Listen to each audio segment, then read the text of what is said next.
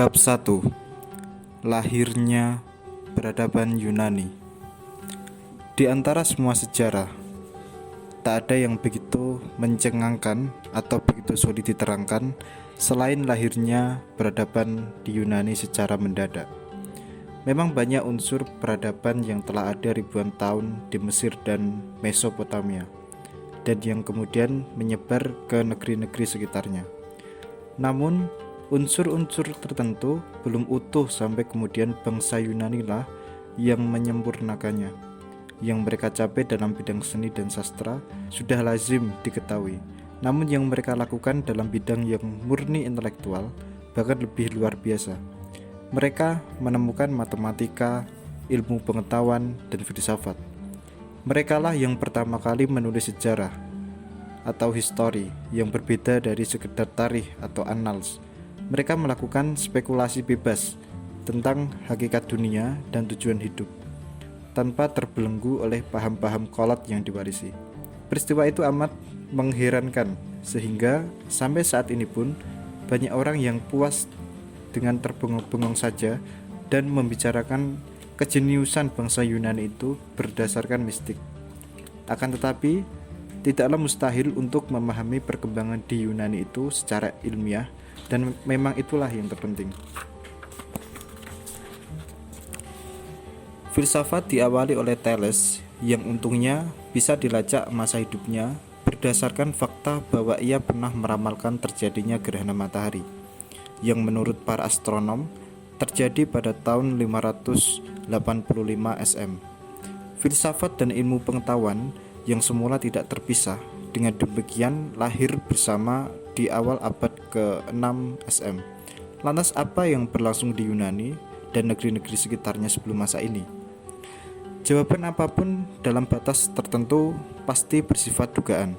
Tetapi arkeologi di abad sekarang ini telah menyumbangkan pengetahuan yang jauh lebih kaya daripada yang dimiliki nenek moyang kita. Seni tulis-menulis ditemukan di Mesir kira-kira tahun 4000 SM dan di Babilonia tak lama kemudian. Di masing-masing negeri itu, tulisan bermula dari gambar-gambar objek yang diacu. Gambar-gambar itu dengan cepat mengalami konvensionalisasi, sehingga kata-kata lantas ditampilkan dengan ideogram-ideogram seperti yang masih terdapat di Cina. Dalam jangka ribuan tahun, sistem yang bertele-tele ini berkembang menjadi tulisan alfabetis. Awal perkembangan peradaban di Mesir dan Mesopotamia berkaitan erat dengan kawasan-kawasan Sungai Nil, Tigris, dan Efrat yang mendorong pertanian tumbuh pesat dan sangat produktif. Dalam banyak hal, peradaban itu serupa dengan peradaban yang ditemukan orang-orang Spanyol di Meksiko dan Peru. Ada raja yang disembah dan memiliki kekuasaan despotis di Mesir. Semua tanah adalah milik raja. Ada kepercayaan yang bercorak politeistik dengan satu mahadewa yang memiliki hubungan erat dengan raja. Ada aristokrasi militer serta aristokrasi pendeta. Aristokrasi pendeta ini seringkali dapat mengambil alih kekuasaan raja jika sang raja lemah atau terlibat dalam perang yang berlarut-larut. Golongan pengolah tanah adalah para budak yang dimiliki raja, golongan bangsawan atau para pendeta. Terdapat perbedaan penting antara teologi Mesir dan Babilonia. Perhatian bangsa Mesir lebih tertuju pada soal kematian, dan mereka percaya bahwa jiwa orang mati turun ke dunia bawah di mana mereka diadili oleh Osiris sesuai dengan cara hidupnya di dunia. Mereka pun percaya bahwa pada akhirnya jiwa akan kembali ke tubuh. Inilah yang mengilhami perbuatan mumi dan pusara-pusara batu yang elok. Piramid-piramid dibangun oleh para raja di penghujung milenium ke-4 SM dan di awal milenium ke-3 SM. Sesudah masa ini, peradaban Mesir kian mengalami pendangkalan, sementara konservatisme agama menghambat kemajuan. Kira-kira tahun 1800 SM, Mesir ditaklukkan oleh salah satu suku bangsa Semit bernama Hyksos yang menguasai negeri itu selama kira-kira 2 abad. Mereka tidak meninggalkan bekas permanen di Mesir. Namun, keberadaan mereka tentu telah mendorong tersebarnya peradaban Mesir ke Syria dan Palestina. Dibandingkan Mesir, Babilonia mengalami perkembangan yang lebih syarat peperangan. Pada mulanya, ras penguasa bukanlah Semit, tetapi Sumeria, yang asal-usulnya tak diketahui.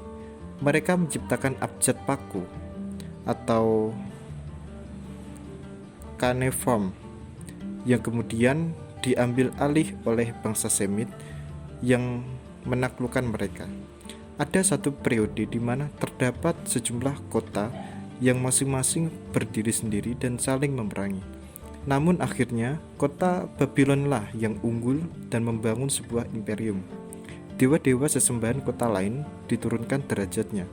Sedangkan Marduk, dewa kota Babylon, menempati posisi seperti yang nantinya dipegang Zeus dalam susunan dewa-dewi Yunani.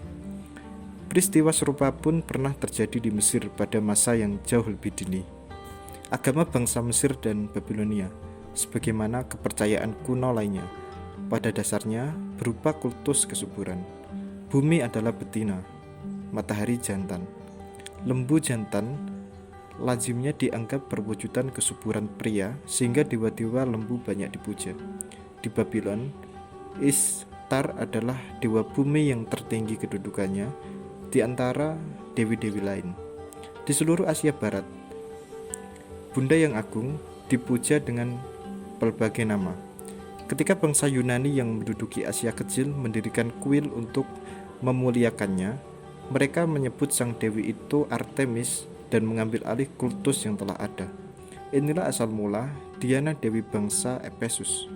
Agama Kristen mengubahnya menjadi Maria Sang Perawan dan adalah Konsili Efesus yang mengukuhkan gelar Ibunda Tuhan bagi Bunda Maria.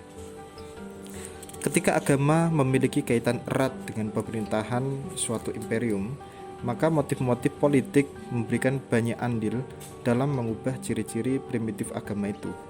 Dewa atau dewi pun dikaitkan dengan negara, dan mereka bukan hanya harus menganugerahkan panen yang berlimpah, tetapi juga kejayaan dalam peperangan.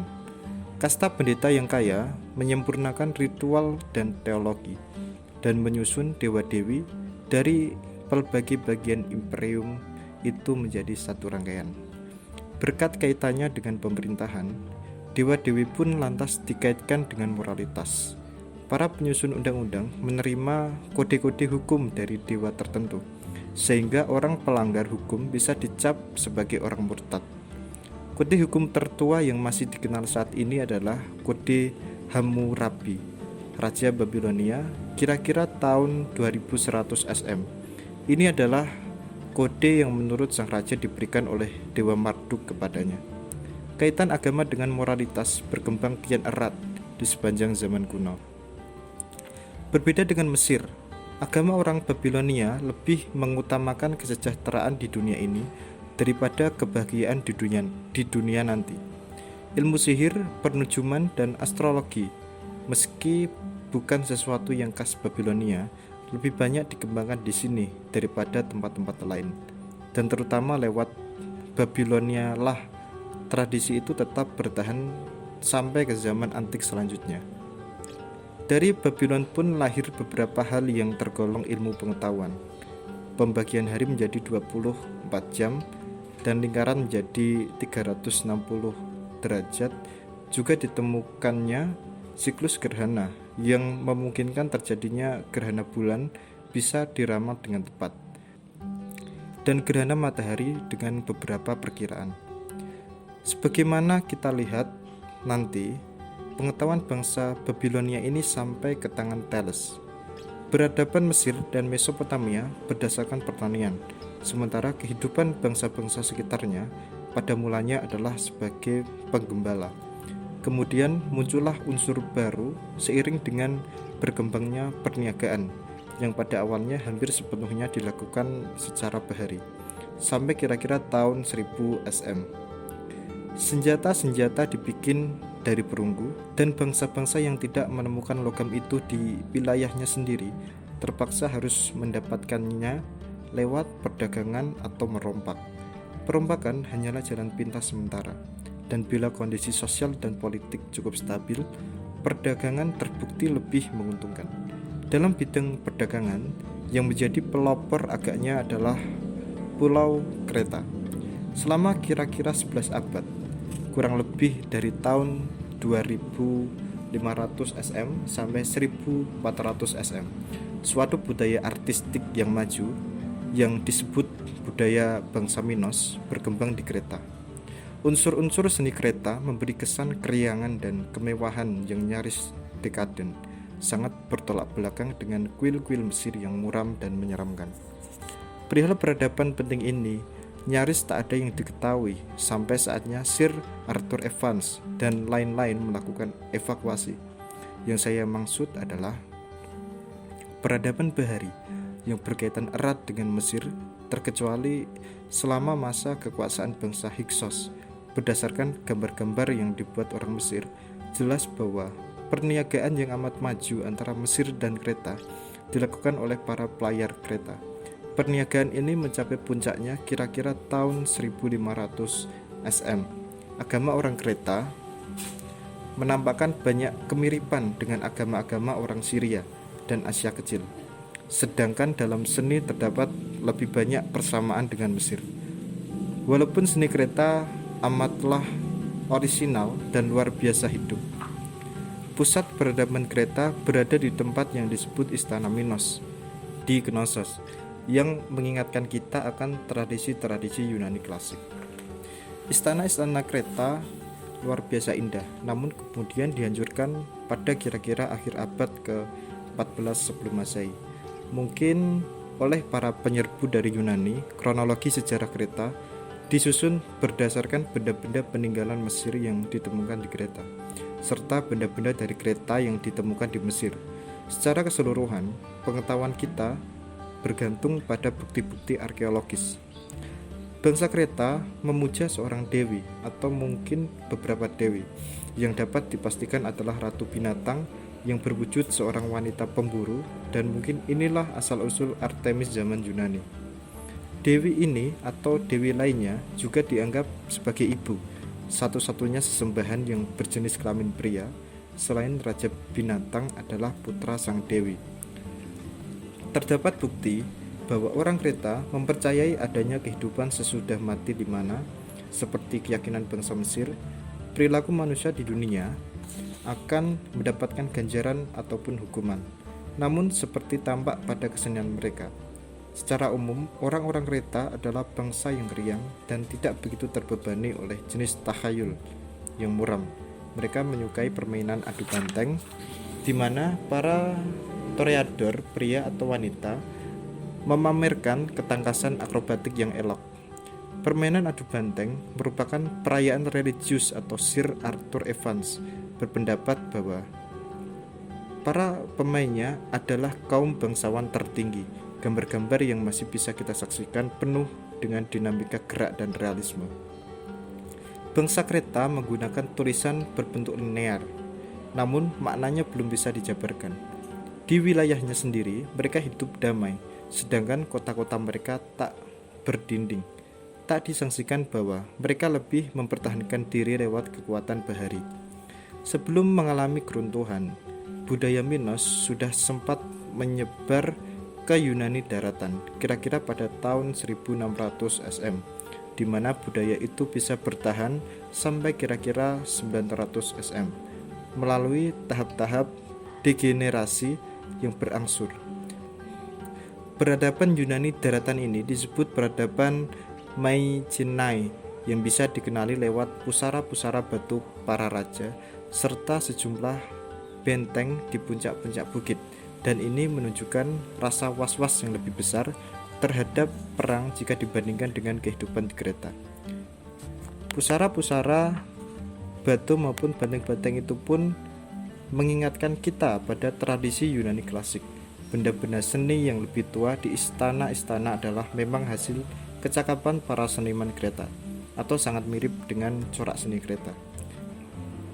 Jika ditilik berdasarkan kisah legenda yang samar, peradaban Mycenae adalah seperti yang terlukis dalam syair-syair Homerus. Ada banyak hal yang belum pasti mengenal bangsa Mycenae. Apakah mereka sengaja membiarkan peradaban mereka ditaklukkan oleh bangsa Kreta? Apakah mereka berbicara dengan bangsa Yunani? Atau apakah mereka sebetulnya adalah ras pribumi yang bermukim di situ lebih dini? Tak ada jawaban pasti atas pertanyaan-pertanyaan itu.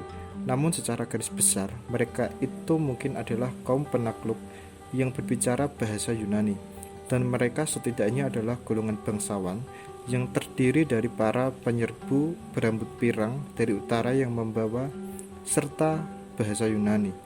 Bangsa Yunani tiba di Yunani dalam 3 gelombang berturut-turut. Yang pertama adalah bangsa Ionia, kemudian bangsa Achaia, dan terakhir bangsa Doria. Meskipun penakluk, bangsa Ionia tampak mengambil alih peradaban Kreta secara lengkap, seperti halnya bangsa Roma yang mengambil alih peradaban Yunani nantinya.